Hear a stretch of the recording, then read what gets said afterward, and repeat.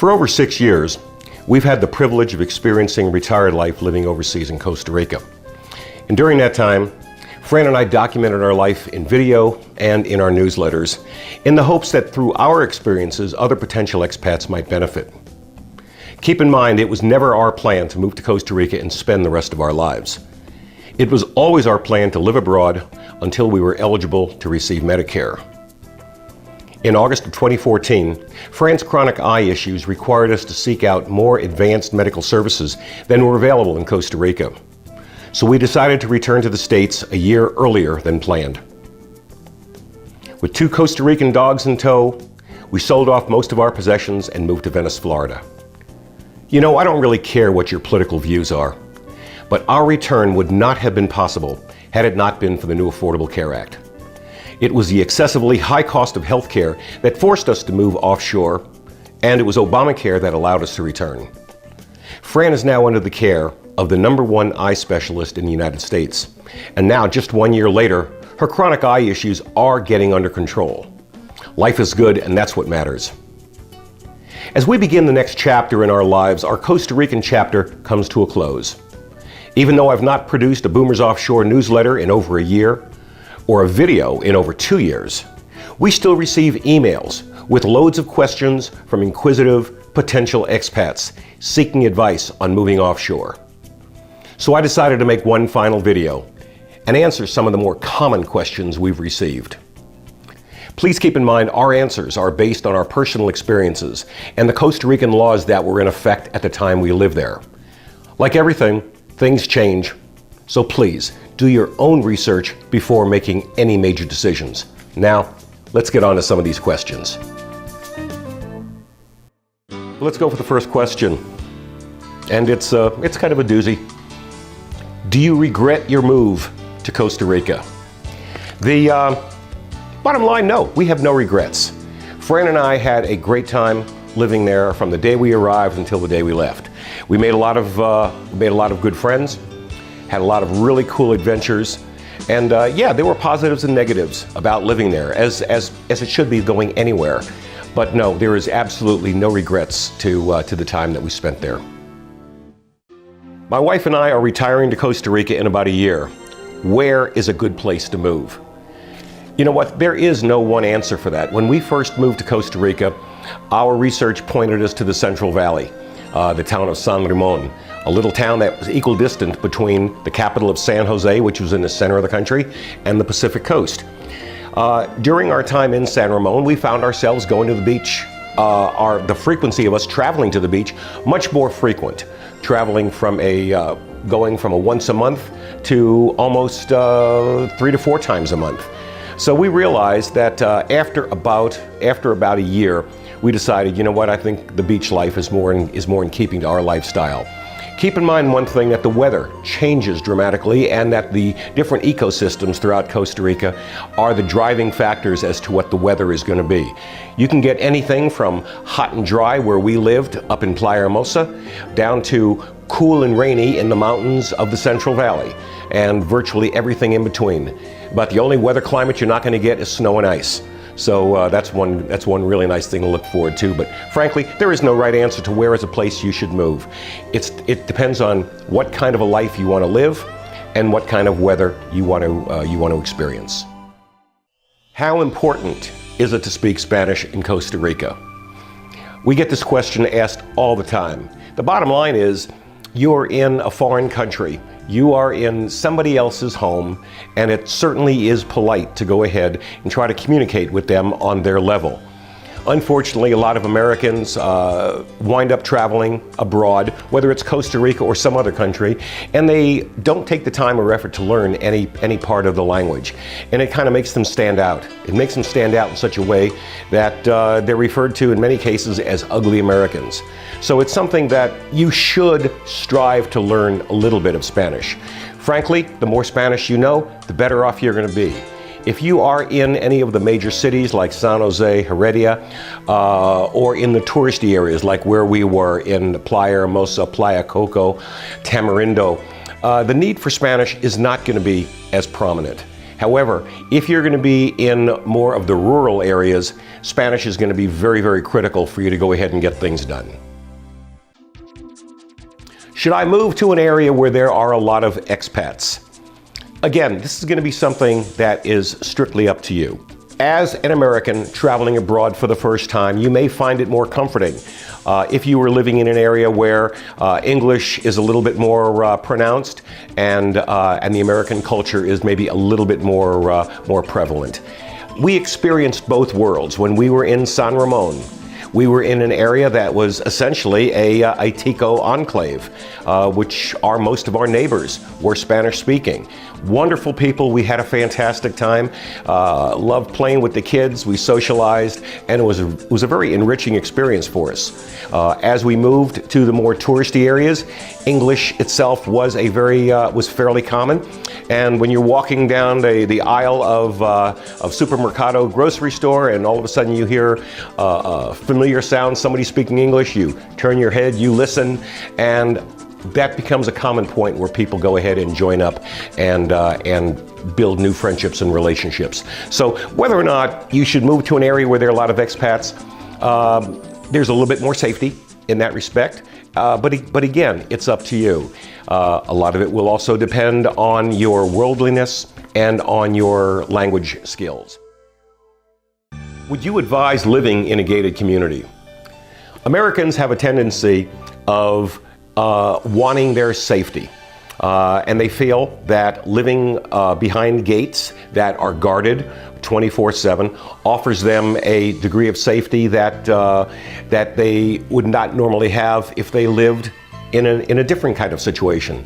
I can tell you firsthand that we have lived in both gated communities and non-gated communities. Bottom line, it really doesn't make a difference at all. If your house is going to get burglarized, it's going to get burglarized regardless whether you're in a gated community or not. And again, if you are looking more at a gated type of an environment, then you're swapping your gated lifestyle back in the States for a gated lifestyle in Costa Rica, living around a bunch of other gringos. And you may probably be missing out on a lot of the cultural experience of living abroad. So I guess bottom line, would I advise you to live in a gated community? No, I wouldn't. I'd go with a non-gated community. I've got a couple here that are related. We want to live a quiet, retired life, build a house, raise vegetables, and have a few chickens. Is that realistic? Another person wrote in, I want to buy a lot and eventually build my dream retirement house. And what are the risks? Well, both of these questions are quite similar in nature. Is it realistic to go ahead and buy or build a home living out in a remote area and raise some chickens? Yeah, it's realistic. But I do need to go ahead and offer up some warnings. You really need to be very handy and very self-sufficient. Being out in an area where the infrastructure is not as strong, and I say infrastructure, I'm talking about your basic protective services, fire, ambulance, police. You're going to be on your own. People who live remotely are more prone to all different levels of crime. So it's something that you should really take into consideration before you make that move. But like I said, you need to be a very self-sufficient individual, self-reliant, and be able to take care of yourself. If you're going to buy a piece of property and eventually build a house on that land, you need to take into consideration that Costa Rica has some very unique laws that protect squatters. Squatters have rights. If you buy a piece of land, you return to the States, and you decide at that point to go back and visit your property every couple of years. Once you return to that property, you may find people living on it and either building a home, taking care of it, doing some farming. Those people, believe it or not, have rights. And those rights mean that they can, in many cases, take over your property, thereby precluding you from ever building on it. I love this one. How do I get my mail delivered to me from the States? We faced that issue head on when we moved. We realized that the mail services in Costa Rica were not the same as what you would expect in the United States. Houses do not have addresses, streets do not have names. The solution that Fran and I adopted was we eliminated the need for mail. Magazine subscriptions stopped. Newspapers stopped. We either paid off all of our bills before we left, or bills that we had that were long-term in nature. We went ahead and had those set up as e-pay, so we could very easily and automatically pay those bills from our U.S. account via the internet from our home in Costa Rica. So again, the solution to receiving your mail: eliminate the need for mail. Becomes that simple. Can I order from Amazon.com and have it delivered to my house in Costa Rica? Absolutely you can, but it comes with a price. Costa Rica, when you bring in items from overseas, automatically adds a scalable percentage of taxes to everything that you get.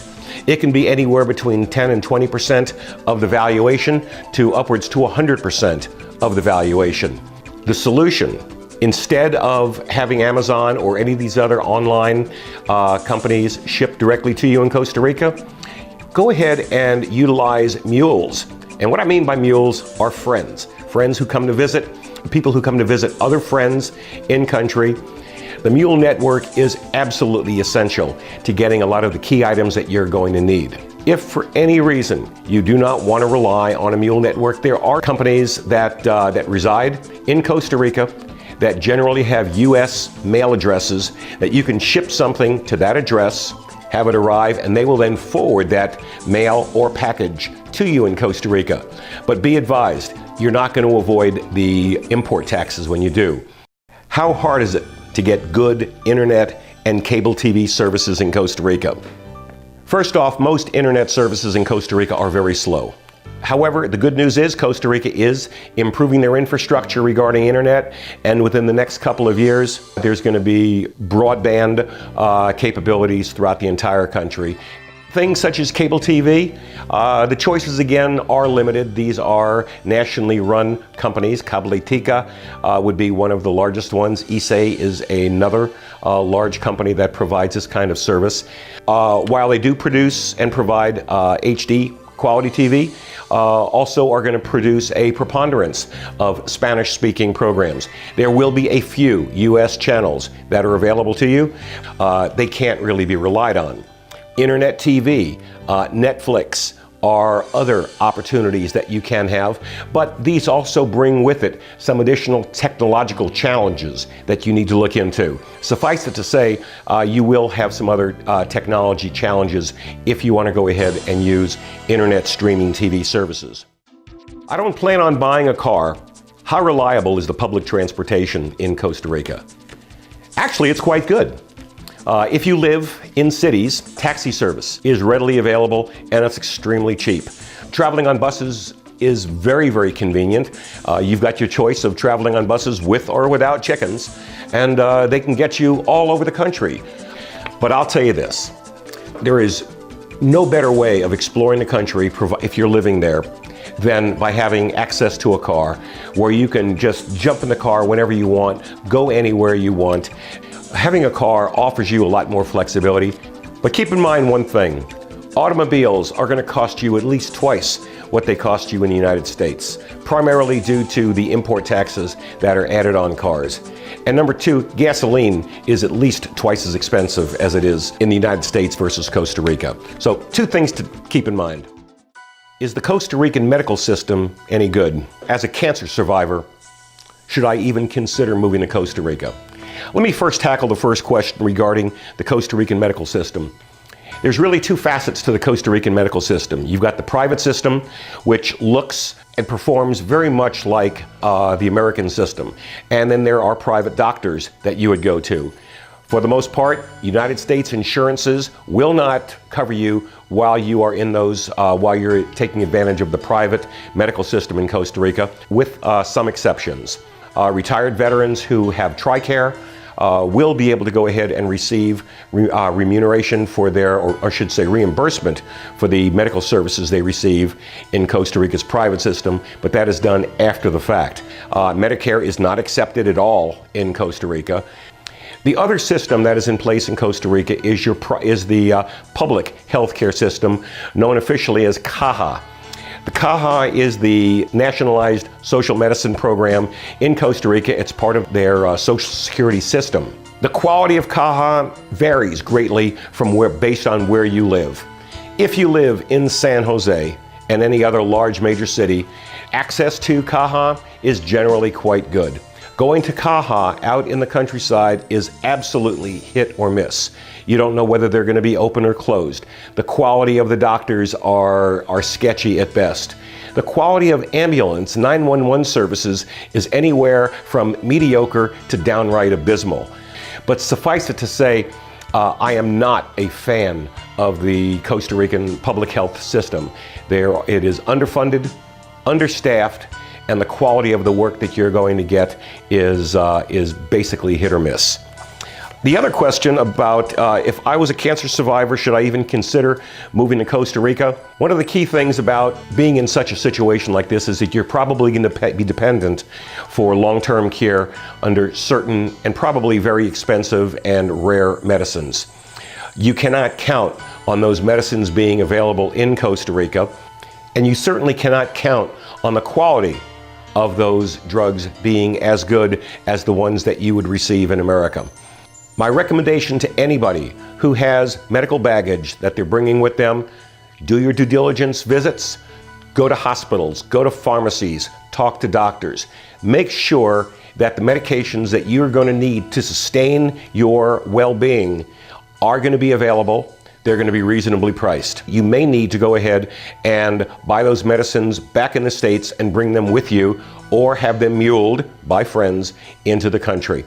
If you have medical baggage, do your research, but my inclination would be no. You better consider staying home where it is safer and you've got a better chance to get the care and medicines that you need. How difficult will it be for me to earn a living in Costa Rica? Well, first let me step back and say, my presumption is that you're going to Costa Rica because you are retiring. That may not always be the correct assumption, because we have run across many people, especially younger folks in their 30s and 40s and even 50s, who are looking to go ahead and move overseas and move to Costa Rica. And unfortunately, they don't have a good war chest that they can count on. They need to go ahead and earn a living. Bottom line, in Costa Rica, if you are living there on a tourist visa or a cedula, you do not have permanent residency and you do not have citizenship, you are not allowed to work, period. Now what that means simply is you are not allowed to go ahead and take a job away from a tico. Many gringos who do come to Costa Rica and do have a need to earn money simply do things that they can do via the internet. They will write books. They will edit documentation. They will do Photoshop work. They are camera buffs and sell their artwork. A lot of people have jobs that are based in the United States that will allow them to go ahead and telecommute, provided you've got good telephone, internet services available to you and that are dependable and up most of the time. This becomes a very viable solution. Just remember, you can't work for anybody until your residency status changes to permanent, and that's the way it is. I've heard that some critical services like water and electric are frequently out of service. Is this true? Well, unfortunately, I have to answer yes. But bear in mind that Costa Rica is an emerging nation. Countries like the United States, Canada, England are first world countries. They're going to have a much more developed infrastructure that provides their basic services and basic utilities. So yes, there will be outages. It is not uncommon for water to be rationed at times, especially during times of drought. There are times that your electric might be rationed, that you're going to have brownouts. My big recommendation to you is that when you do come over here, or if you come over here, and you've got certain things such as computers, television sets, bring with you uninterruptible power supplies and surge protectors. Also, as a precaution, always keep several gallons of fresh drinking water on hand at all times. What happens if I don't like Costa Rica after moving there? That's simple. Move. Get out. One of the things that everybody should have with them when they go to Costa Rica is a plan B. A couple of hard statistics that you need to understand. 50% of everybody who moves to Costa Rica will more than likely move home and return to their place of origin within the first 18 to 24 months. It's about 75% of those that do move to Costa Rica will have returned back home within 5 to 7 years. In our case, it was 6 years. So make sure if you do go to Costa Rica, return with a plan, have a plan B for returning, and also make sure that you're funded to go ahead and return. We've got the final question. Do you still recommend Costa Rica as a viable place to retire? This is going to piss off some people. We never recommended Costa Rica as a place to retire. Our opinion was that it's up to you, using your set of needs, your requirements, the kind of lifestyle you want to live. If Costa Rica met those needs after you did adequate due diligence, then yes, it's a good place to go. From our perspective, would I go back there based on what I know now? Would I go back and move to Costa Rica? I can't give it a good thumbs up right now for several reasons. First off, the prices that people are paying today for electricity, gasoline, food, general services, these prices are several times what they were back when we moved there in 2009. The crime rate has escalated. What used to be just simple petty crime, where somebody steals a cell phone, breaks into your car to steal something random. There's a lot of people that I know right now that do not feel as safe today as they did many years ago. U.S. goods, due to import taxes, cost at least 2 times what they would cost back in the United States. For the overall cost of living, the elements of crime, the many needed services that are not available on a consistent and high quality basis, honestly, I can't recommend going there. There's other places to consider. Frankly, some of the places that should be looked at in the future would be Ecuador, Uruguay is another place. Countries like Mexico, Venezuela, Nicaragua, which just borders Costa Rica to the north, El Salvador. While many of these countries represent considerably lower costs of living, the stability of their government and the fact that they are very heavily laden with crime are strong reasons why they shouldn't be looked at. So what does that leave you? You know what? Confused. It would leave me certainly confused. But now is a great opportunity to go out and start doing your investigation. Do your research. Visit these countries and don't make a hasty decision. And for gosh sakes, keep your money in your pockets. You're going to be besieged by realtors and other people who have targeted reasons for wanting you to separate you from your dollars and invest in the various countries that you're going to go visit. And do not make decisions based on emotion. Make your decisions using cold, hard logic. And if you do, your chances of survival in that environment is going to be much improved. So, guys, with this being my last video, I'd like to sign off for the last time. This is Andy Brown with Boomers Offshore saying, we really appreciated conversing with you, of sharing our stories with you, and we're always open for email questions, so feel free to go ahead and write away. My email address is at the bottom of the screen, so please drop us a line, say hi, and if you're ever in Venice, Florida, drop in and say hi.